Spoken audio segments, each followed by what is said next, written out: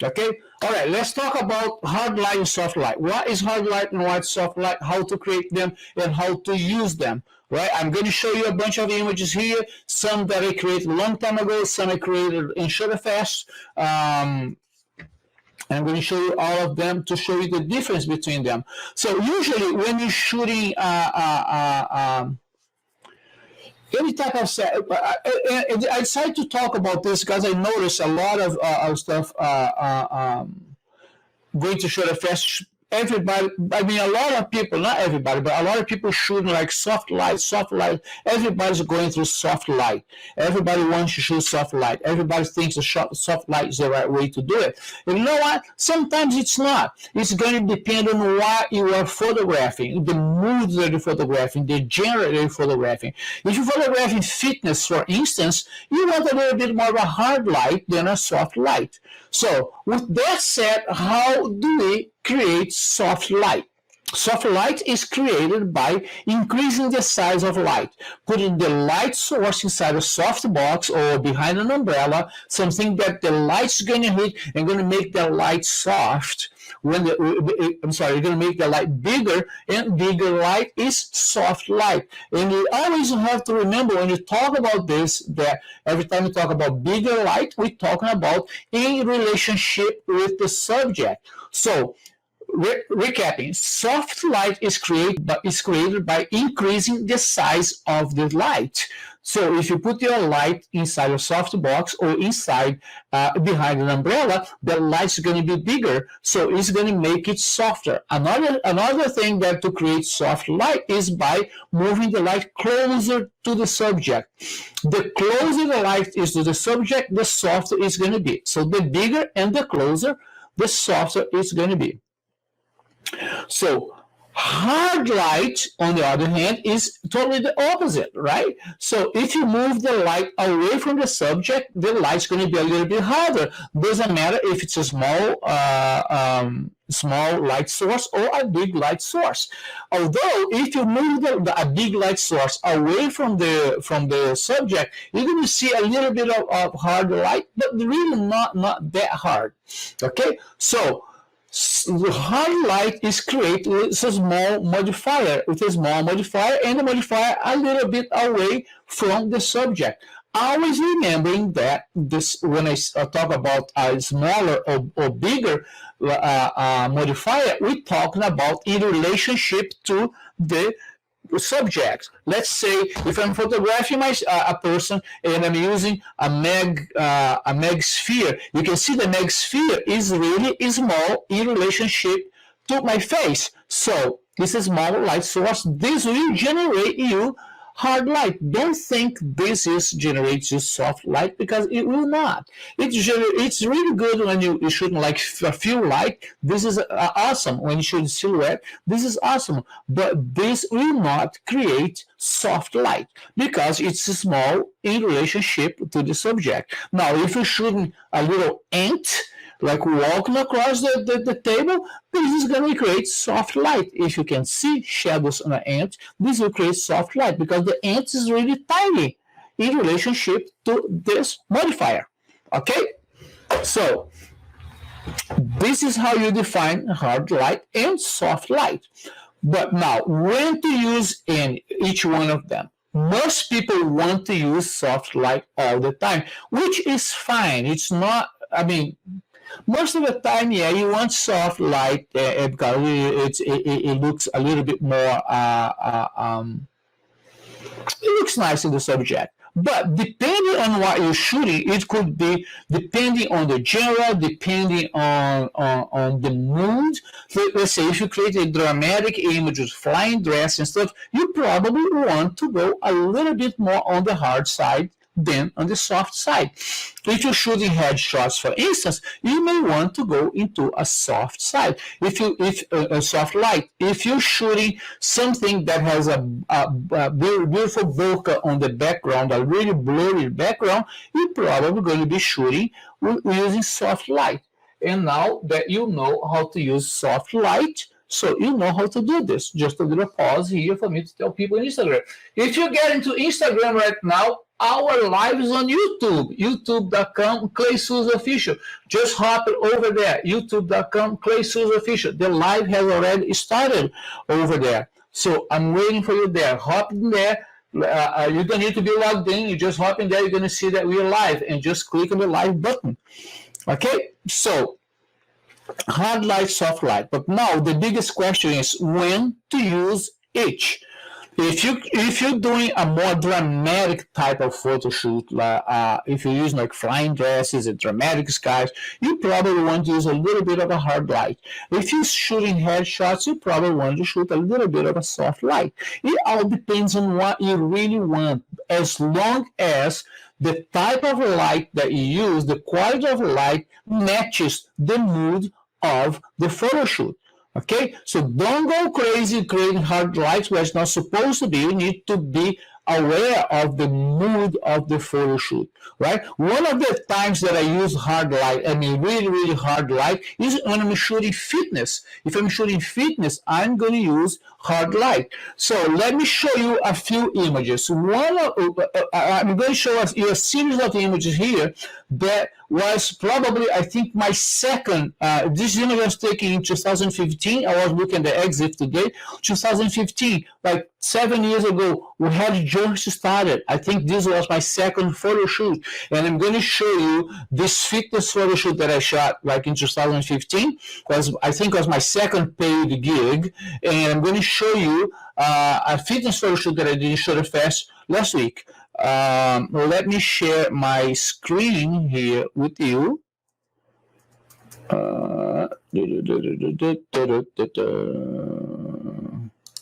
Share and share screen.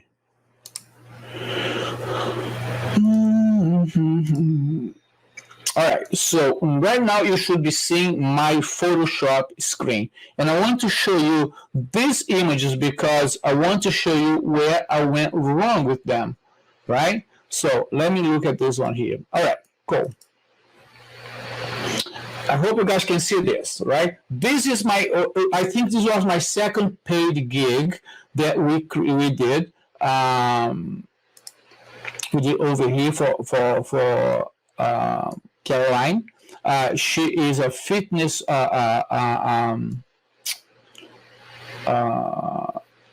CrossFit instructor. All right. So let me show you what happened. First of all, let me show you the scene. We were like in a kind of garage type of environment. So it was a CrossFit gym, and the gym had this a garage door in the back, and it was really, really, really sunny outside. So what I did there, I opened the garage door a little bit to get some light because it was really dark in there. I had my lights, but I was struggling a little bit at that time. I wanted to create some more natural light. So I opened the garage door a little bit so the light will bounce on the ground and will bounce back into her. Will hit the ground and bounce back to her. So look at this image here. Okay, as first, let me see. All right, cool. So look at this image here first. You can see on camera left, you can see you have a lot of light. So right here, on this side, we have a lot of light. Now, look at her abs definition on this side where you have more light and other side where you don't have as much light. You can see she's showing way more definition on the darker side of the image. That's because it's on the darker side. The light there is a little bit harder than what the light gets being filled by the garage door being open. You can see, look at her biceps. Look at her biceps on camera left and on camera right. You can see way more definition on the harder side. Like I said, this was my second paid photo shoot. I knew I had to go hard light, but I really did not know how hard I had to go. So, and we create the image, which is okay, but it's really not ideal at this point now, right? So, and then we create also this one over here where we have one light set up over her head, but still here you can see a little bit more of definition on her abs over here because of the light that I have put on. It's high on the light stand and pointing down into her. and you can tell that looking by the shadows here on her face, on her shoulder, that the light is coming from camera right. Okay, so I was shooting, we did a bunch of stuff. I was looking at it. At that point, I thought, well, this is really cool and stuff. But now I look at this and I see the problems that I had. So here, what did I do? I turned her the side to the garage door, to this garage door over here, right? I turn her to the side and I lit her from behind to create a little bit of a separation light. So again, remember, this was my second paid photo shoot. I didn't know better. I still didn't know how to create like really, really hard, cool light, right? But, we're getting there. I started getting to the groove a little bit, got better, a little bit better. We can see definition of her abs over here, right? You can see a little bit of definition, her shoulders over here. Not a lot, but still better. But I remember that she had really good quads, and I lost the definition here on the by the highlights here, because this is natural light that's coming from the outside. I have no control over the light. Remember, every time you're using light, multiple light sources especially, you have to have control over every single piece of light that you're using. And I was using a little bit of hard light that did not I was using a little bit of the natural light that was coming from outside, and I didn't have control over that light. So that was my mistake right there. And the last one that I wanted to show you. So this was towards the end of the shoot. This was in another area of the gym, totally inside. So I started controlling the light a little bit better. Now you can see we get some really good definition here in the chest area. Really good definition here in the biceps. All right, here and shoulders over here, because right now I'm controlling the light, so I'm splitting the light. I move the light all the way camera right, got her looking towards camera right, and to create that, you can see here on the thigh size a little bit here, definition right there. So this is also work then. Look at her abs here, a little bit of definition over there. Also, this was towards the end. So this is when I start getting to the groove of things. Okay, this is how we do this. So then we start got a little bit better, but that was towards the end of the shoot. But one that I want to really call your attention to is this one here, because here you can clearly see that when you on camera left, you can see how I lost definition on her abs just because we had that natural light coming into the scene, spilling into the scene, which I thought that was the right thing to do at the time, but it really was not. Okay, so this is one thing. And then now at Shutterfest last week, I had this model who really wanted to shoot with me. He kept chasing me over there, and then we did. Where are the images? I put them over here. Here they are. Yeah. So this is a whole new, guys. First of all, this is straight out of the camera. I have not edited those images yet. Okay. This was a Shutterfest this past week. I shot this model. He's a pretty strong dude. A very nice. His name is Kay. And we shot. But how did I create this image? Those ones that you saw over here, I create with a beauty dish. I had a beauty dish with a sock on it, pointing down. That's why you don't have that much definition. How did I create this image? This image is like one light setup. All I used to create these images was this guy over here, right? Let me show. I'm sharing my screen.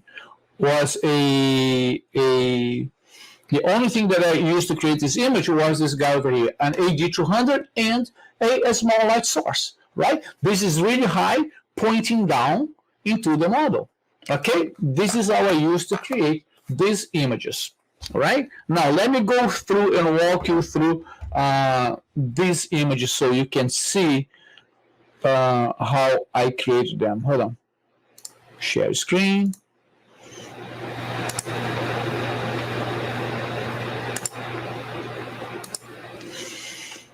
So we start a little bit of a concept here. He has shirt on. I got him open his shirt.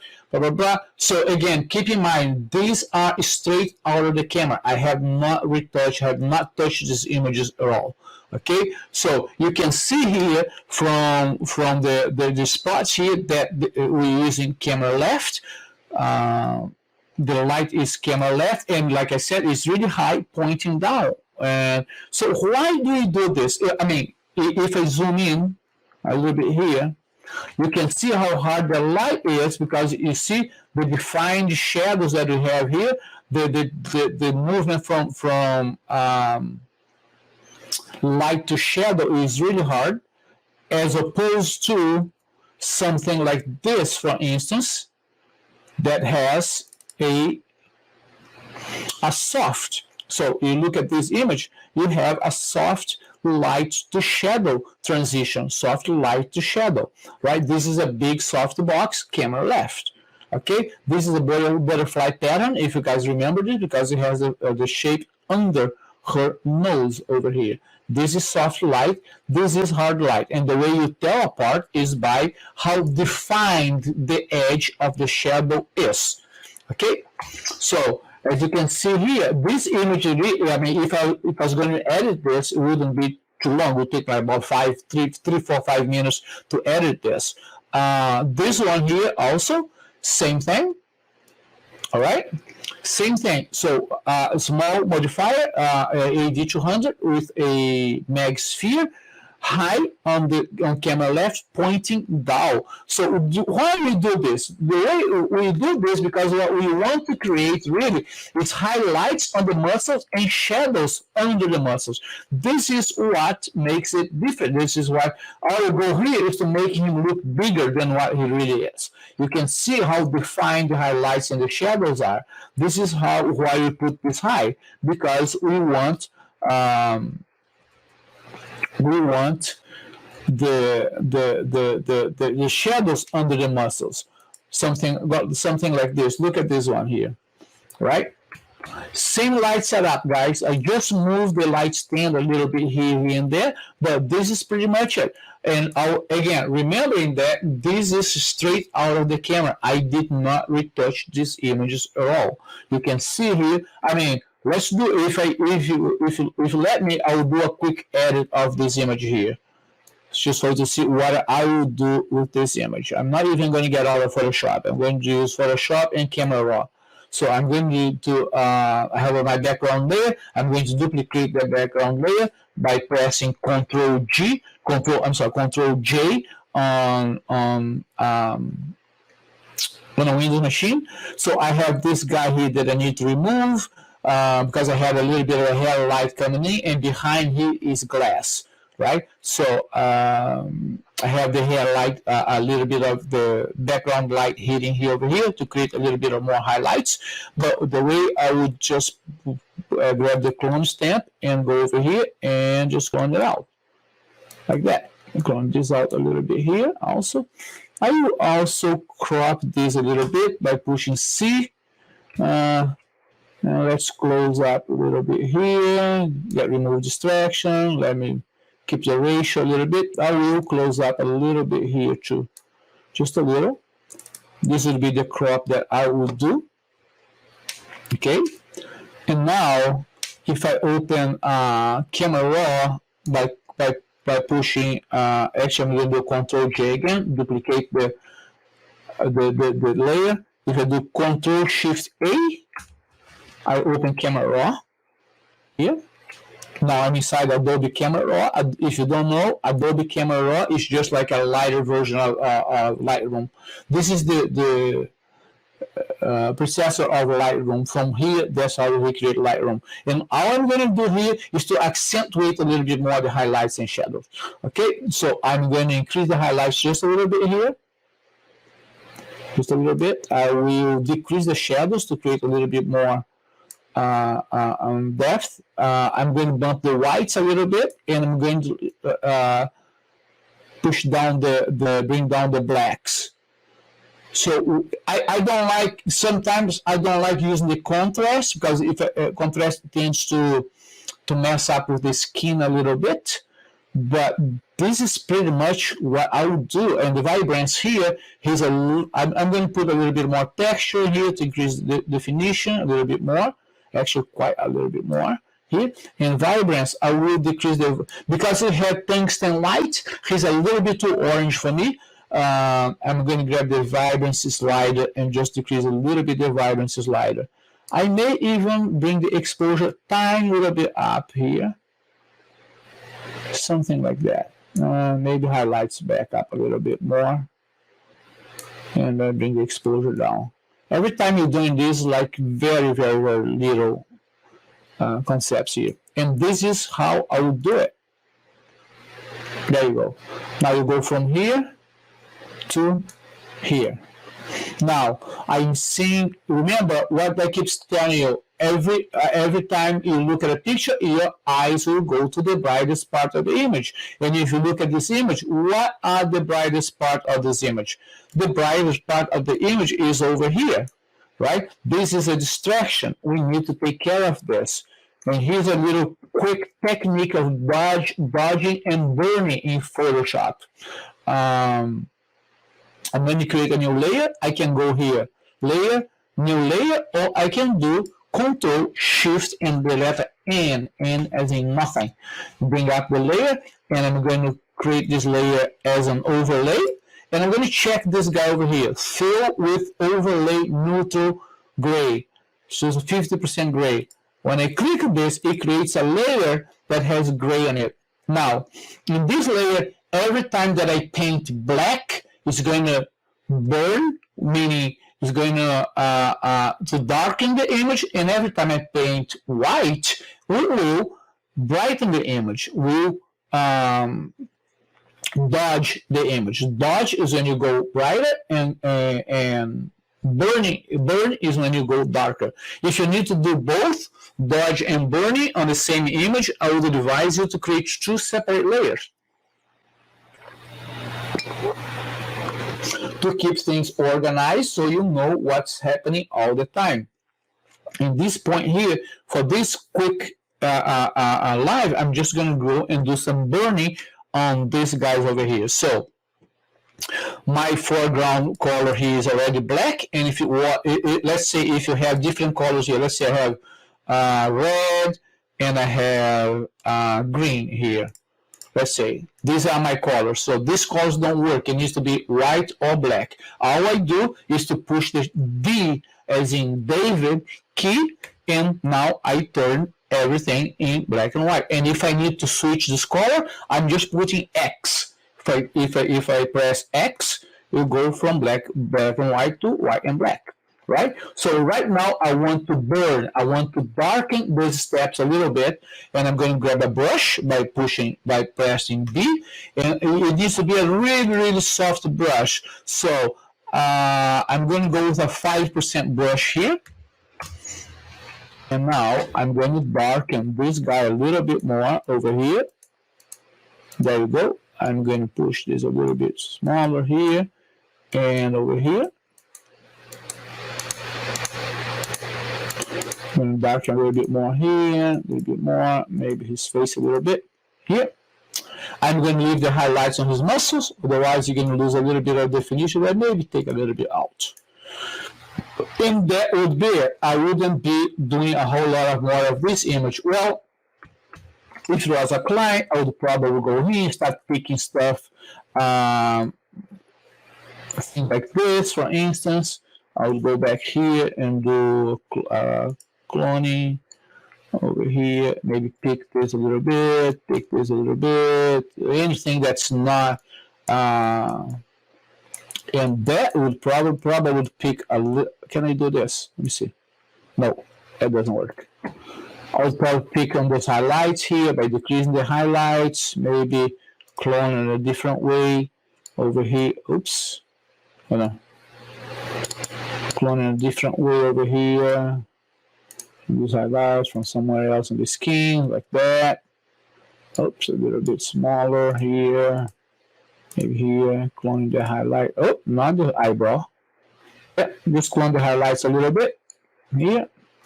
Well, you know what? A lot of times I just leave it like that because it's a part of the. Looks like he's sweating. I mean, he was putting oil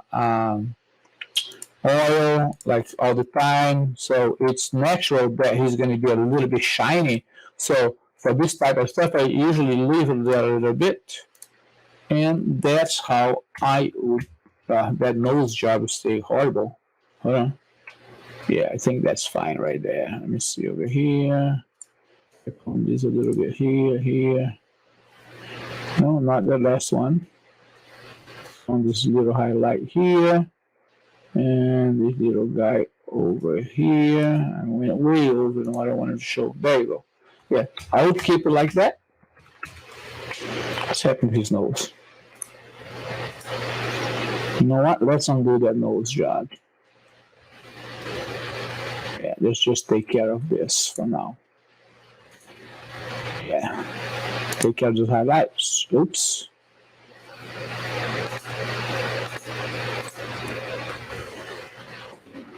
Back this to normal. Sometimes this thing gets tricky over here with a small brush like that because it's really hard brush. Pull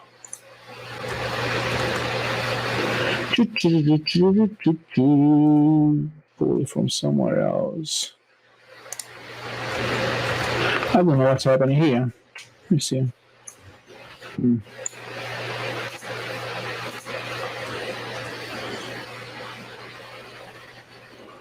then replace here.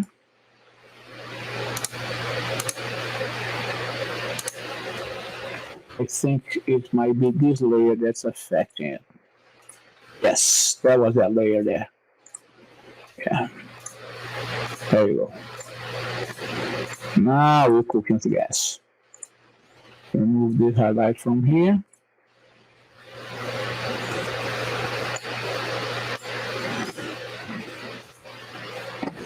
And that will do it.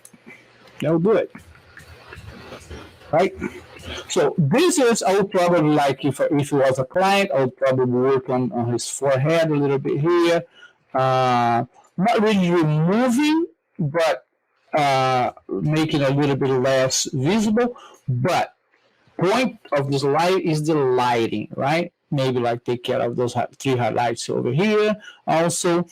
But point here is the light. So how you use the light to create those soft, those hard shadows. It's one light setup, like I showed you, very simple light setup. One light setup, higher, pointing down to your subject so the light can hit the muscle and create a hard shadows on the bottom, below the muscle, under the muscle. So if you are going to shoot something like this, and if you bring a big soft box to shoot something like this, you may get some highlights, but there will be a tendency of them getting a little bit softer.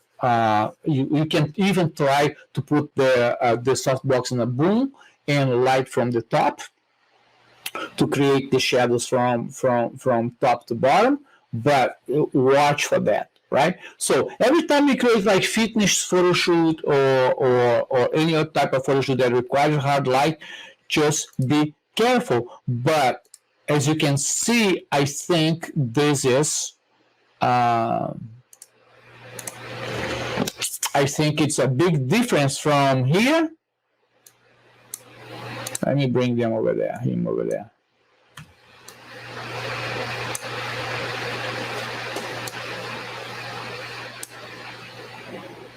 So from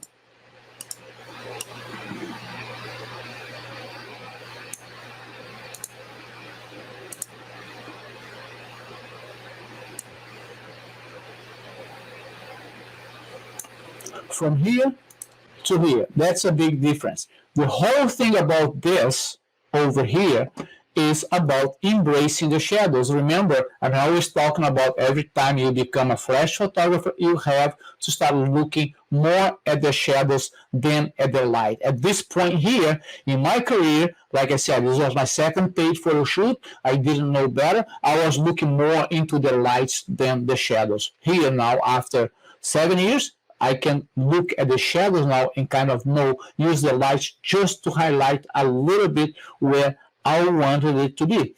So As a flash photographer now, you need to start making these decisions. You need to start making those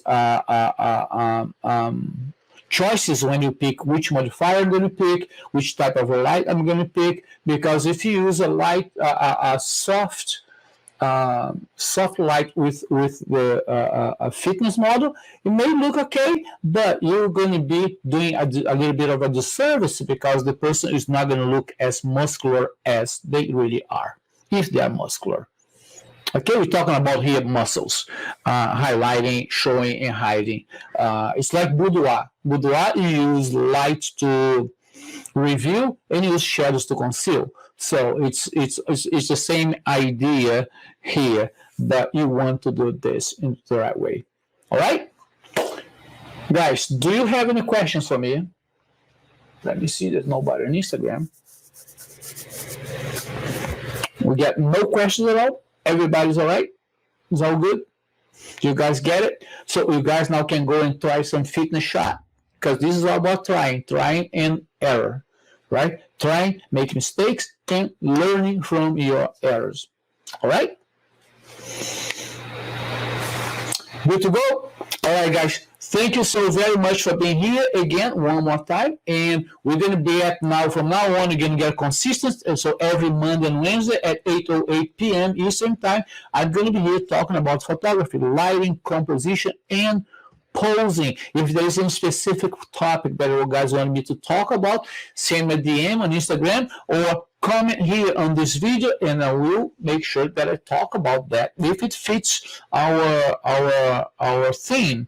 All right. So again, thank you so much for watching. Thank you so much for being here, and I will see you on Wednesday. And don't forget, if you haven't subscribed yet, hit the subscribe button and that bell button so you get notified every time I upload new content, which is pretty much every day. All right. Thank you so much for watching. I appreciate each and every one of you, and I'll see you on Wednesday at 8:08 p.m. Eastern Time. Bye.